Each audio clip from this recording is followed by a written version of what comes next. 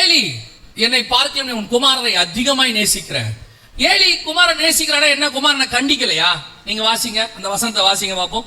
சாமுவேலின் புஸ்தகம் 2ஆம் அதிகாரம் 24வது வசனம் வாசிங்க. 24 25 வாசிங்க. என் குமாரரே வேண்டாம், நான் கேள்விப்படுகிற இந்த செய்தி நல்லதல்ல. கர்த்தருடைய ஜனங்கள் மீறி நடக்கிறதற்கு காரணமா இருக்கிறீர்களே. மனுஷனுக்கு விரோதமாக மனுஷன் பாவம் செய்தால் நியாயாதிபதிகள் அதை தீர்ப்பார்கள். ஒருவன் கர்த்தருக்கு விரோதமாக பாவம் செய்தானாகில் அவனுக்கு விண்ணப்பம் செய்யத்தக்கவன் யார் என்கிறான். நல்லா கவனிங்க. இவன் கண்டிக்காம இருக்கான பிள்ளைகளை கண்டிக்கிறானா கண்டிக்கலையா? கண்டிக்கிறான் தானே? கண்டிக்கிறானா? அவன் சொன்ன வார்த்தையை பாருங்க, என் குமாரரே வேண்டாம், நான் கேள்விப்படுகிற இந்த செய்தி நல்லதல்ல. இப்ப இந்த வசனத்தை வாசிங்க. ஏலி 1:14 வாசிங்க. 13:14 வாசிங்க. அன்னாள் தன் இருதயத்திலே பேசினாள், அவளுடைய உதடுகள் மாத்திரம் அசைந்தது, அவள் சத்தமோ கேட்கப்படவில்லை. ஆகையால் அவள் வெறுத்திருக்கிறாள் என்று ஏலி நினைத்து அவளை நோக்கி, நீ எதுவரைக்கும் வெறுத்திருப்பாய், குடியை உன்னை விட்டு விலக்கு என்றான். நல்லா கவனிங்க. விசுவாசி தப்பு பண்ணும் போது எப்படி இருக்குது? ஸ்ட்ரைட்டா அடி. எது வரைக்கும் வெறுத்திருப்பாய், உன் குடியை உன்னை விட்டு விலக்கு சொல்ல தெரியுது. ஆனா பசங்க தப்பு பண்ணும் போது குமாரரே வேண்டாம். சவுண்ட் எப்படி இருக்கு பாருங்க. அந்த வார்த்தை எப்படி இருக்கு? குமாரரே வேண்டாம். இதான் இங்க இருக்கு. பசங்க ஆவிக்குரிய வாழ்க்கையில தவறும் பொழுது அல்லது ஏதோ ஒரு காரியம் நடக்கும் போது ஏலி சொல்லும் போது அதோட டோன் வேற. நீங்க என்ன சொல்லுவீங்க? சொல்றோம்.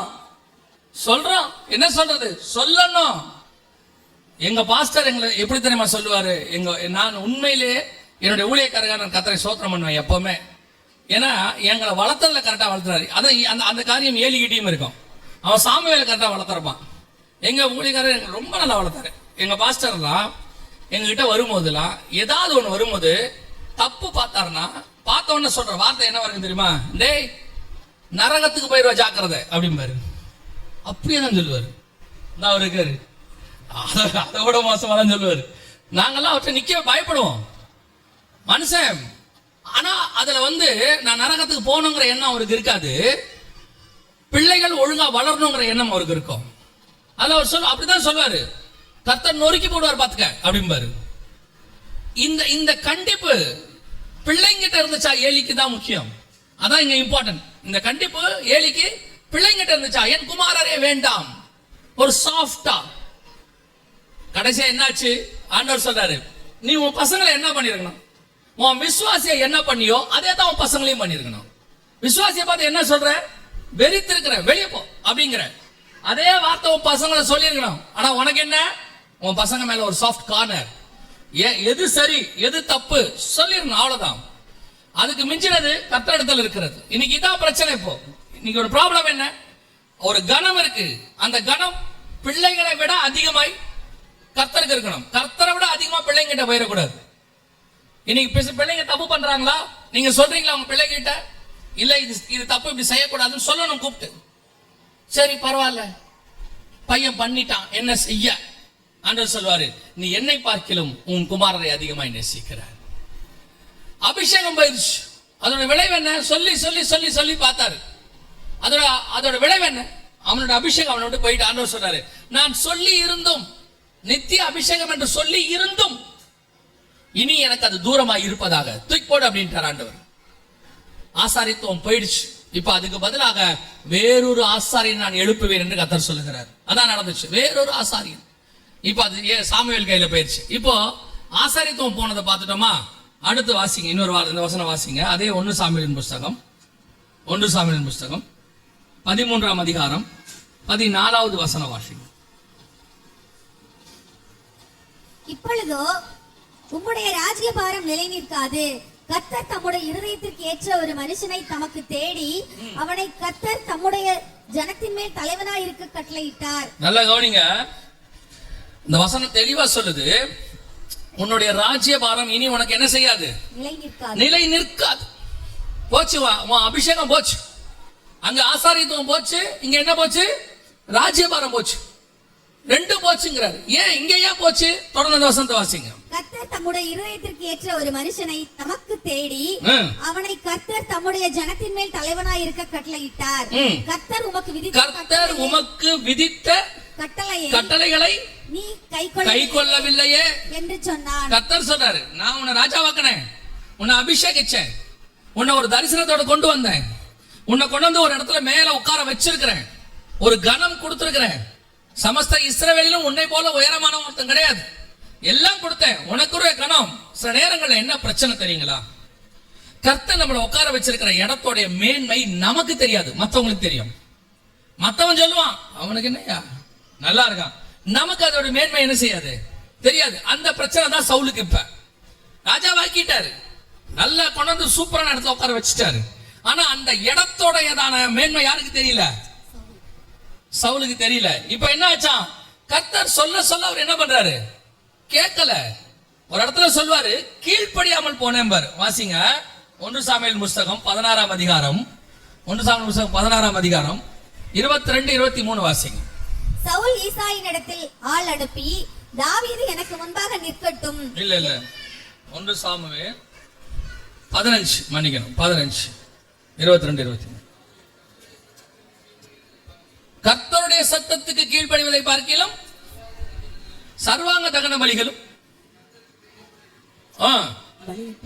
பலியை பார்க்கிலும் கீழ்ப்படிதலும், ஆட்டுக்கடாக்களின் நிலத்தை பார்க்கிலும் செவி கொடுத்தலும் உத்தமா. இவங்கிட்ட இருக்க ஒரே பிரச்சனை என்ன? ஆரம்பத்துல இருந்து, நீர் என்னுடைய கட்டளைக்கு கீழ்ப்படியாமல் போனீரே, என் கட்டளைகளை கை கொள்ளாமல் போனீரே.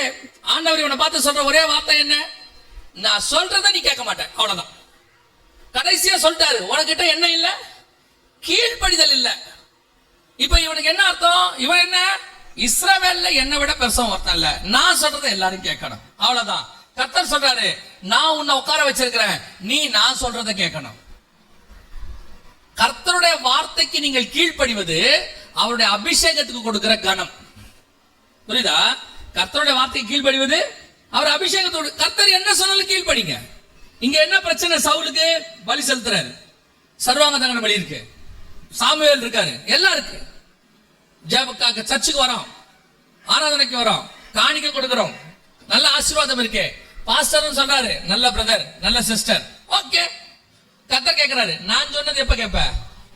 நான் சொன்னது எப்ப கேட்ப? உடனே நீங்க சர்ச்சில் போய் என்னை பத்தி கேட்டு பாருங்க. சர்ச்சில் நல்ல பாஸ்டர், நல்ல பிரதர் தான், சர்ச்சில் நல்ல சிஸ்டர் தான். கர்த்தர் சொல்றாரு, டேய் எனக்கு தான் இருதயம் தெரியும், முகத்தை பார்க்கிறான் மனுஷனும், நானும் இருதயத்தை பார்க்கிறேன். இன்னைக்கு விசுவாசி எல்லாருமே 100% அபிஷேகத்தால் நிரப்பப்பட்டிருக்கிறீங்க. இங்க உட்கார்ந்து இருக்கிறவங்க எல்லாம் பரிசுத்தாவி அபிஷேகம் பெற்றவங்க, மாற்றுக்கத்தே இல்ல. அத்தனை பேரும் கர்த்தரோட வார்த்தைக்கு கீழ்படுகிறோமா? கர்த்தரோட சொல்லுக்கு கீழ்படுகிறோமா? ஆண்டவர் சொன்னாரு, உன்னை நான் தான் அபிஷேகிச்சேன், ஆனால் அதை நீ என்ன செய்ய? நான் வரும் அளவும் பற்றி கொண்டிரு. அதை பற்றி கொள்வதற்கு நீ செய்ய வேண்டிய மிக முக்கியமான விஷயம் என்ன? ஆசாரியத்துவத்தை பற்றி கொள்வதற்கு நீ என்னை பார்க்கலாம் எதையும் அதிகமா நேசிக்க கூடாது. ராஜ்யபாரத்தை பற்றி கொள்வதற்கு நான் சொன்ன வார்த்தைக்கு நீ கீழ்படியணும். அதுக்கு தாண்டி நீ ஒண்ணுமே செய்யக்கூடாது, அவ்வளவுதான். இந்த 2 காரியம் நிறைய இருக்கு. இன்னைக்கு இருக்கிற நேரத்துக்கு சொல்றேன், இந்த 2 காரியம், உன் ஆசாரியத்துவத்தையும் உன் ராஜ்யபாரத்தையும் நீ பாதுகாத்துக் கொள்வதற்கு கர்த்தர் வச்சிருக்கிற கட்டளை. ஒன்று, என்னை பார்க்கல எதையும் அதிகமாய் நேசிக்க கூடாது. ராஜ்யபாரத்தை காப்பாற்றிக் கொள்வதற்கு நான் சொன்ன விதித்த கட்டளைகளை நீ கை கொள்ளாமல் போனீரே. என்ன என்ன யாருக்கு சொன்ன? உட்காந்து செய்தி கேள்வி போன கேள்வி. சர்ச்சு செய்தி கேட்கிற இடம் மட்டும்தான். யார் சொன்னாலும் எடுக்காது, பாஸ்டர் சொன்னாலும் எடுக்காது, முடியாது சொல்லிடு. என்ன பாஸ்டருக்கு கீழ்ப்படியாம போகணுமா? ஆண்டவரா பாஸ்டர்னா ஆண்டவர் தான் முக்கியம். உட்கார்ந்து செய்தி கேள்வி கவனிங்க. கர்த்தருடைய வார்த்தைக்கு கீழ்ப்படிவதை பார்க்கிலும் மேலானது ஒன்றுமே கிடையாது. நான் ராஜா, எனக்கு எல்லாம் தெரியும், இஸ்ரவேல் முழுக்க என் பேச்சு தான் கேட்கிறான். ஆண்டவர் சொல்றாரு, நீ உன்கிட்ட அத்தனை பேரும் பேச்சு கேட்கட்டும், என் பேச்ச நீ கேளு. அதுக்கு தான் நான் உனக்கு மேல உட்கார்ந்து இருக்கிறேன். அதான் கர்த்தர் கொடுக்கிற வார்த்தை. பல நேரங்களில் என்ன ஆகுது அப்படின்னு கேட்டீங்கன்னு சொன்னா, நம்ம மேல இருக்கிற அபிஷேக தைலம், கர்த்தர் சில காரியங்களை சொல்லுவார், சில கட்டளைகளை விதிப்பார், சில நியமங்களை நமக்கு சொல்லுவார். புதிய ஏற்பாடுங்கிறதுனால கட்டளை நியமம் கிடையாதுன்னு நினைக்காதீங்க, அதை விட ஸ்ட்ராங்கானது இருக்குது. பழைய ஏற்பாட்டுல நியாய பிரமாணம் என்பது வேறு, அதை விட மேலான பிரமாணம் இப்ப நம்ம கிட்ட இருக்குது. ஸ்ட்ராங். கர்த்தர் சில விஷயத்தை செய்யணும், செய்யாதனா செய்யக்கூடாது. பலி செலுத்தாதனா செலுத்தக்கூடாது, பலி செலுத்தினா செலுத்தணும். அதே மாதிரி தான் ஆண்டவர் சொல்றாரு, உன்னை ஒரு விஷயத்தை நான் செய்ய சொல்றேன்னா, ஒரு வேலைக்கு போக சொல்றேன்னா, ஒரு வேலையை விட சொல்றேன்னா, போக சொன்னாலும் போகணும், விட சொன்னாலும் விடணும். அதான் முக்கியம். ஒரு இடத்துல ஆண்டவர் உங்களுக்கு வேலைக்கு போக சொல்றாரு, ஒரு வேலை உங்களுக்கு அது பிடிக்கல, ஆனா அந்த வேலை கர்த்தர் சொல்லக்கூடியதாக இருக்கும். எப்பவுமே நம்ம எப்படி பார்ப்போம் அப்படின்னு கேட்டீங்கன்னா, நல்ல வருமானம் இருக்கிற வேலைக்கு தான் நம்ம போவோம், அவ்வளவுதானே. ஆனா கர்த்தர் எப்படி பார்ப்பாருன்னா, நீ சமாதானமா இருக்கிற இடத்துக்கு தான் உன்னை அனுப்பி வைப்பாரு. அங்க கொஞ்சம் வருமானம் கம்மியா இருக்கும், ஆனா நீ பீஸ்ஃபுல்லா இருப்ப. இந்த இடத்துல வருமானம் ஜாஸ்தியா இருக்கும், ஆனா அவன் வாழ்க்கையே நாசமா போயிடும். அதான் கர்த்தர் பார்ப்பாரு. கர்த்தர் உன்ன இடத்துல வைக்கும் போது அப்படி சொல்லுவாரு. அப்போ உங்களுக்கு எப்படி தோணும், இதை விட அங்க இருந்திருந்தா இன்னொரு 2000 ரூபாய் அதிகமா கிடைக்கும், இன்னொரு 1000 ரூபாய் கிடைக்கும், நல்லா வச்சிருக்கலாம், மாசம் இஎம்ஐ கட்டலாம், வீடு வாங்கலாம், வாசல் வாங்கலாம். இங்க உட்காந்து 2000 ரூபாய் கிடைக்கல. ஆண்டவர் சொல்லுவாரு, 2000 ரூபாய் அங்க போனா அதிகமா கிடைக்கும், 4000 ரூபாய் டாக்டருக்கு கொடுப்பேன். அந்த அளவுக்கு நாங்க டிப்ரெஷன் ஆக்கிடுவான். இங்க நீ சமாதானமா இருக்கிற, அதான் முக்கியம். சில நேரத்துல கர்த்தர் வேலையை விட சொல்லுவார். ஆண்டவர் தான் கொடுப்பாரு. ஆண்டவர் என்ன செய்வாரு, இந்த வேலையை விட்டுட்டு ஊழியத்துக்கு வாம்பாரு. உட்காந்து நம்மளால கணக்கு பார்த்துட்டு இருப்பான். அப்படி வந்துட்டா என்ன செய்யறது, இப்போ பிள்ளைங்க இருக்குது, அவங்களை எப்படி போஷிக்கிறது, வீட்டு வாடகை எப்படி கட்டுறது. ஏங்க, எகிப்தை விட்டு வெளியே வர சொல்ற ஆண்டவருக்கு கொண்டு போய் சேர்க்கிற வரைக்கும் மண்ணாவும் கண்மலை தண்ணியும் கொடுக்கணும்னு தெரியாது. 6 லட்சம் புருஷர், எத்தனை மனைவிகள் பிள்ளைகள்னே அங்க இல்ல. புருஷர் மட்டும், ஆண்கள் மட்டும் 18 வயசுக்கு மேற்பட்டன்னு வச்சுக்கோங்க, அவனுங்க மட்டுமே எத்தனை பேர் இருக்கான், 6 லட்சம் பேர் இருக்கான். கிட்டத்தட்ட ஒரு 25 லட்சம் பேர் இருக்கிற கூடியதான ஒரு கூட்டம். அந்த 25 லட்சம் பேர் இருக்கிற கூட்டத்துக்கு 40 வருஷம் கர்த்தர் போஷிக்கிறது உண்மை என்று சொன்னால், உன்னை கர்த்தர் போஷிக்க மாட்டாரா? உனக்கு கர்த்தர் கொடுக்க மாட்டாரா? விட்டுனா விட்டுட்டு வரணும். இந்த நான் ஒரே ஒரு காரியத்தை சாட்சி மட்டும் சொல்லிட்டு முடிக்கிறேன், கவனிங்க. நான் எப்பவுமே சொல்றேன், 2 இடத்துல ஆவியானவர் என்ன அழகா தட்டி தூக்கிட்டு வந்துட்டார். 2 இடத்துல. அதாவது என்ன சொல்றது, என்னுடையதான கான்சியஸே இருக்காது அந்த இடத்துல. அப்படி இருக்கும். ஒண்ணு, நான் ரட்சிக்கப்படும் போது, ரட்சிப்பின் காரியம் முதல்ல என் நண்பர் வந்து என்கிட்ட சொல்லும் போது, சுவிசேஷம் சொல்லும் போது, அவர் உட்காந்து பேசிக்கிட்டே இருக்கிறாரு. என் காதுல சுவிசேஷமே போல, சுத்தமா போல. ஒண்ணு மட்டும் போகுது, எப்படி இப்படி பேசுறான் இவன். ஏன்னா அவர் வந்து தேவனை அறியாத கிறிஸ்தவர் கிடையாது, அவர் ஒரு பிராமணர். அவர் வந்து சுவிசேஷம் சொல்றாரு. எனக்கு சொல்லும் போது என் மைண்ட்ல ஒண்ணு ஓடுது, எப்படி இப்படி பேசுறான் ஆண்டவரை பத்தி. அப்படியே சரளமா வசனம்லாம் ஏதோ ரோமர்ல இருந்து எடுத்தான், அது தெரியுது. ஆனா எப்படி வசனம் இப்படி பேசுறான் அப்படின்னு கேட்டுக்கிட்டே இருக்கேன். அடுத்து முடிக்கும் போது அவர் 3/4 மணி நேரம் பேசியிருப்பான் பிரசங்கம், காஸ்பல். ஒரு இடத்துல உட்கார வச்சு கடைசியா முடிக்கும் போது சொன்னா, என் கூட நீங்க சர்ச்சுக்கு வரியான்னா. அவ்வளவுதான், வரேன்னு. வேலை முடிஞ்சு. இன்னைக்கு வரைக்கும் சர்ச்சுக்கு வந்துகிட்டே இருக்கிற. அவ்வளவுதான். அதோட ஃபர்ஸ்ட் சண்டே போனதுதான், ஒரு சண்டே கூட நிறுத்தல, இன்னும் வேலை முடிஞ்சிச்சு. அதே மாதிரி 2வது ஒரு இடத்துல வெளிநாட்டுல வேலை பார்த்துட்டு இருக்கும் போது ஆவியானவர் சொன்னாரு, இந்த தேதியோடு நீங்க இருக்கக்கூடாது, இதுக்கு மேல கிளம்பணும்னு சொன்னார். அந்த தேதி வரைக்கும் அவ்வளோ போராட்டம், அங்க கிளம்பாம இருக்கிறதுக்கு என்னென்னமோ நடக்குது, என்ன அங்க நிக்க வைக்கிறதுக்கு.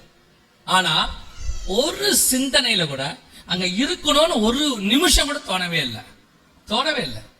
அந்த வேலையை விட்டுட்டு எப்ப கிளம்புவோம், அவ்வளவுதான். எப்ப கிளம்புவோம் பாக்குறவங்கடலாம் நான் கிளம்ப போறேன். இதுவே பிரச்சனை ஆயிருச்சு.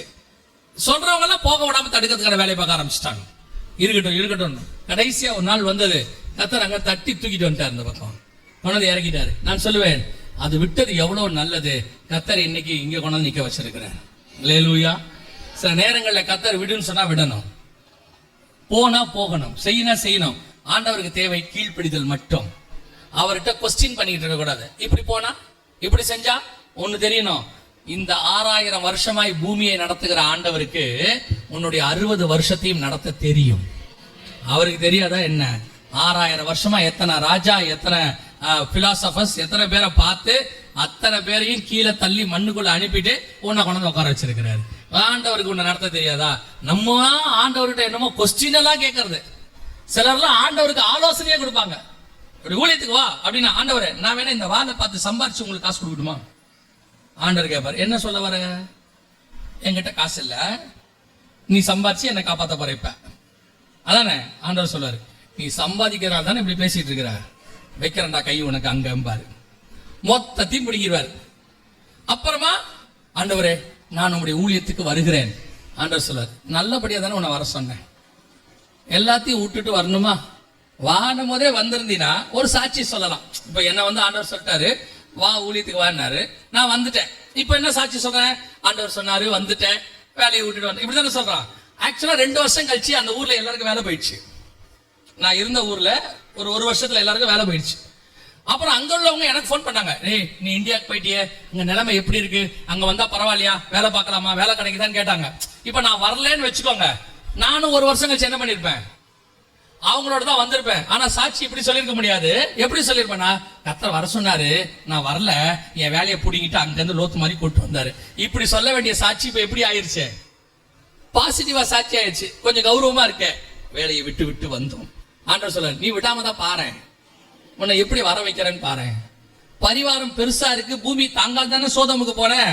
அப்போ பரிவாரம் வந்தா நீ சோதமுக்கு போவ. அப்ப சோதம் விட்டு வர வைக்கணும் என்ன பண்ணணும்?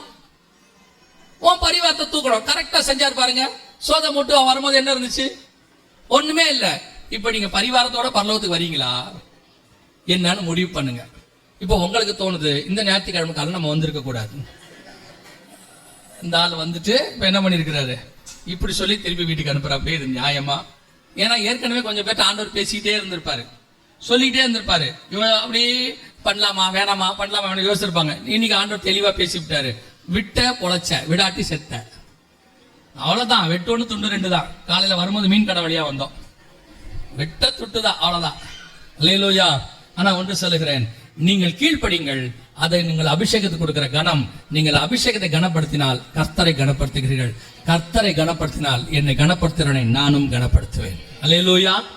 நாம் ஜெபிக்க போகிறோம். ஜெபம் பண்ணலாமா? நம்ம எல்லாரும் கண்களை மூடுவோம் தேவ சமூகத்தில்.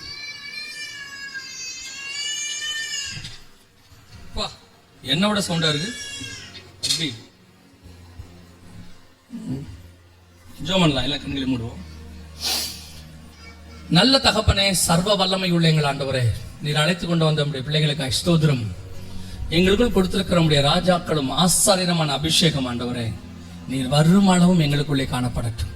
நாங்கள் அதை உறுதியாய் பற்றி கொள்ள, எதற்காகவும் யாருக்காகவும், இந்த உலகத்தில் உள்ள எந்த ஒரு பொருளுக்காக, ஆஸ்திக்காக, வேலைக்காக, மனுஷனுக்காக, யாருக்காகவும் அதை இழந்து விடாதபடி எல்லாவற்றை பார்க்கிலும் நீர் எங்களுக்கு பிரதானம் ஆண்டவரே.